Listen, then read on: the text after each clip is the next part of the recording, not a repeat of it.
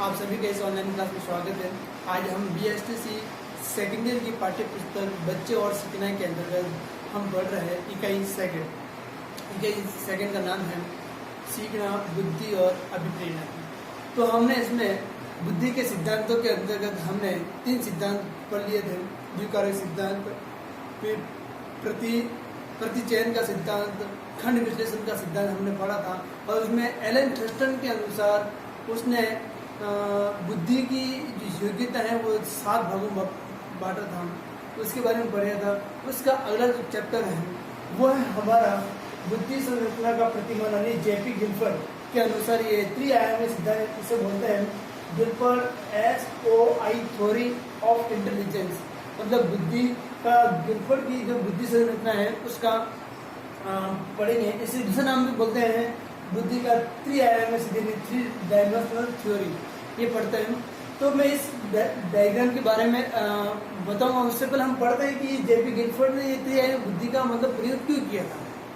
तो देखो, हम कहते हैं कि बुद्धि की संरचना का प्रतिमान प्रतिपादित करना गिलफर्ड का और उनके सहयोगी के दक्षिणी कैलिफोर्निया की लॉस एजेंसी स्थिति में मनोवैज्ञानिक प्रयोगशाला में इसका परीक्षण किया गया। और बुद्धि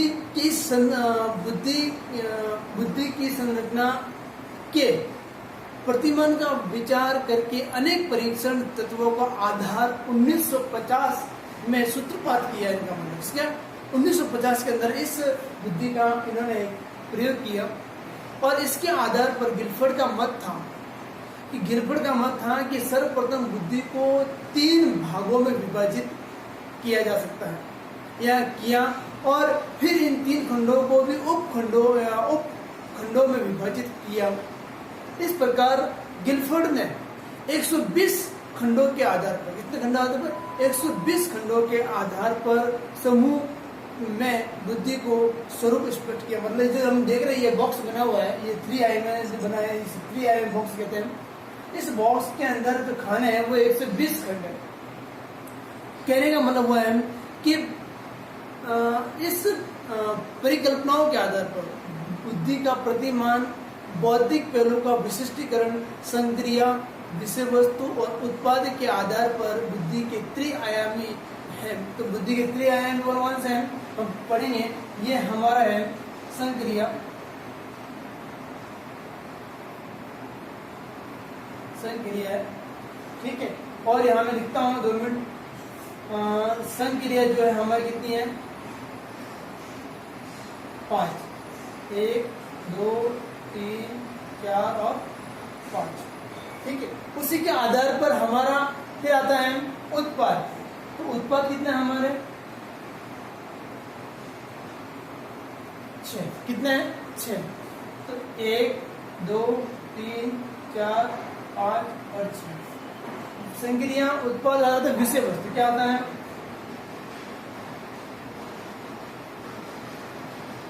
विषय वस्तु। तो विषय वस्तु कितना हमारे 4 है, 1, 2, 3 और 4।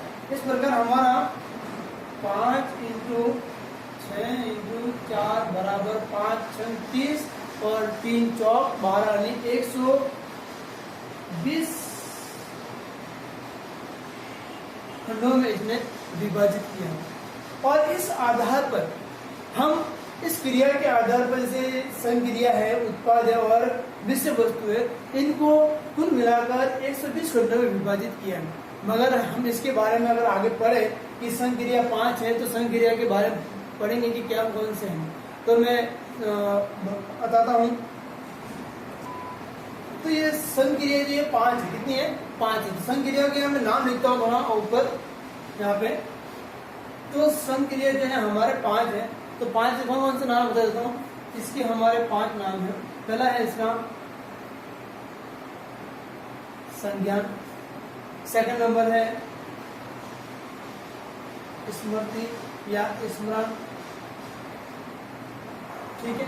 थर्ड नंबर है अपसारी,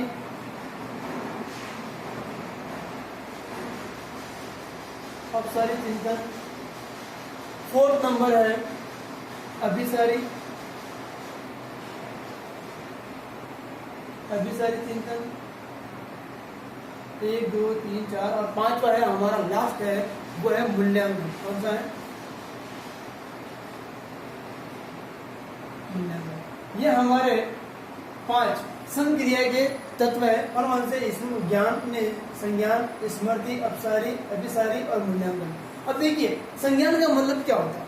संज्ञान के बारे में हमने पिछले वीडियो व्याख्यान के अंदर पढ़ा भी था कि संज्ञान सीखने की सबसे महत्वपूर्ण आधारभूत संक्रिया है, जिसके द्वारा व्यक्ति अपनी बुद्धि का प्रयोग करते हुए किसी भी वस्तु के बारे में, किसी व्यक्ति के बारे में, किसी पाठ्य पुस्तक के बारे में वो अपना ज्ञान, संज्ञान उस ज्ञान के आधार पर प्राप्त करता है अपने वातावरण के अंदर। बालक जिस परिस्थिति में रहता है या जिस माहौल में रहता है, बालक उसी के अनुरूप बालक को सीखने की क्रिया को समझता है। 7 नंबर आता है स्मृति। स्मृति मेमोरीज, नाम सुना होगा कि स्मृति वो मानसिक प्रक्रिया है जो सीखी हुई वस्तु को धारण करता है। मतलब हमारी मेमोरी इतनी इम्पोर्टेंट है शरीर के अंतर्गत। हम किसी वस्तु को अगर सीखते हैं तो उसे क्या करता है, एकत्रित करती है, ग्रहण करती है। जैसे कि अध्यापक के द्वारा कोई शिक्षण कार्य पढ़ाया जाता है, तो अध्यापक के द्वारा शिक्षण कार्यों को विद्यार्थी समझ प्रस्तुत करने के बाद में विद्यार्थी अपनी मानसिक क्रियाओं के द्वारा, अपनी व्यक्ति की मानसिक मेमोरी के द्वारा, स्मरण शक्ति के द्वारा उस प्रकरण को, उस अध्याय को सीखता है, करता है कि अध्यापक ने हमें इस क्रिया के द्वारा हमें समझाया। तो मतलब स्मृति का हमारा बहुत है कि किसी भी वस्तु के प्रति मानसिक संतुलन बनाए रखते हुए अपने किसी भी विषय वस्तु के बारे में ज्ञान प्राप्त करना, हमारा धारण करना, वो स्मृति में होता है। अब आता थर्ड है अभिसारी। अभिसारी चिंतन क्या होता है? अभिसारी मतलब सृजनात्मकता संचिंतन, मतलब व्यक्ति अपने आप की पहचान खुद बनाता है। एक सामान्य व्यक्ति के अंतर्गत बालक अनेक प्रकार की क्रिया करके उस क्रिया के बारे में गणित समझ स्थापित करके, जिसके अंतर्गत विभिन्न व्यक्तियों की दिशा निर्देश में सोचता है कि इस व्यक्ति से इस प्रकार अगर मिलूंगा तो मैं उससे नई बातों को ग्रहण करूंगा। वो होता है अभिसारी चिंतन। दूसरों के द्वारा सीखी हुई बातों को ग्रहण करता है और उसमें नयापन डालकर हमारे बातों को दूसरों को समझ प्रस्तुत करने की क्रिया को अभिसारी चिंतन कहता है। फिर अगर 4th है अभिसारी, वो अपसारी था, अभिसारी चिंतन। अभिसारी चिंतन होता है कि अभिसारी चिंतन परंपरागत मानने के अनुसार सूचनाओं को उत्पाद करना। मतलब जो हमने पूर्व में जो बातें हमने सीखी हैं, अभी मतलब पूर्व, अभी के बारे में मतलब जो हम वर्तमान में जी रहे हैं या वर्तमान के समसामयिक घटनाओं के बारे में जानते हैं, उससे पूर्व हमारा पूर्व ज्ञान बहुत इम्पोर्टेंट है। पीछे क्या हुआ था उसकी बातों को जानने का चिंतन, उसके बारे में चिंतन, विचार और सोचना, ये हमारी अभिसारी चिंतन के द्वारा होता है। कहते हैं कि अमूर्त क्रिया। कौन सी होती है? अमूर्त क्रिया। मतलब जो क्रिया हमारे सामने हो चुकी थी, उस क्रिया को कुछ समय के बाद हम भूल जाते हैं और भूलने के बाद में वह क्रिया कुछ हमारी मानसिक क्षमताओं को हम चिंतन मनन करते हैं, तब पिछली बातें हमारे मस्तिष्क में आती है और पिछली बातों को हम वापस याद करते हैं। चिंतन जो है अमूर्त क्रिया के द्वारा चिंतन मन में जाकर उस बात को वापस लाने की क्रिया होती है, वो हमारी अभिसारी चिंतन के अंतर्गत होती है। अगला है मूल्यांकन, इवैल्यूएशन। नाम सुना होगा। मूल्यांकन में गुण दोषों को परखा जाता है। एक अध्यापक के द्वारा कोई भी शिक्षण कार्य क्यों न किया हो, अध्यापक अपने आप का और विद्यार्थी का मूल्यांकन करने के लिए वह परीक्षण लेता है और परीक्षण के आधार पर वो ये जानता है कि मेरे द्वारा जो पाठ्यक्रम या जो अध्याय विद्यार्थी के समक्ष प्रस्तुत कर रहा हूँ, कि उनके विषय वस्तु के दिमाग में कितना इम्पोर्टेंट है, वो समझ पा रहे हैं या नहीं पा रहे हैं। उस क्रियाओं का निरीक्षण करने के लिए, उन क्रियाओं को परखने के लिए, उन गुणों को जानने के लिए अध्यापक मूल्यांकन प्रक्रिया को अपनाता है। और मूल्यांकन प्रक्रिया द्वारा ये निष्कर्ष निकलता है कि एक विद्यार्थी इन क्रियाओं के बारे में जानता है, उसने इस क्रिया के बारे में सीखा है, उसने इस क्रिया के प्रति ध्यान आकर्षित करके अपने मतलब शिक्षण को प्रभावी बनाने के लिए अधिक से अधिक इस कार्य के अंतर्गत उन्होंने सहभागिता दी है। तो प्रिय विद्यार्थियों, आज हमने त्रिआयामी सिद्धांत के अंतर्गत संक्रिया के बारे में हमने पढ़ा है और अगला जो है उत्पाद और विषय वस्तु जो मैं अगले वीडियो व्याख्यान के माध्यम से समझाऊंगा। आज के लिए इतना ही, धन्यवाद।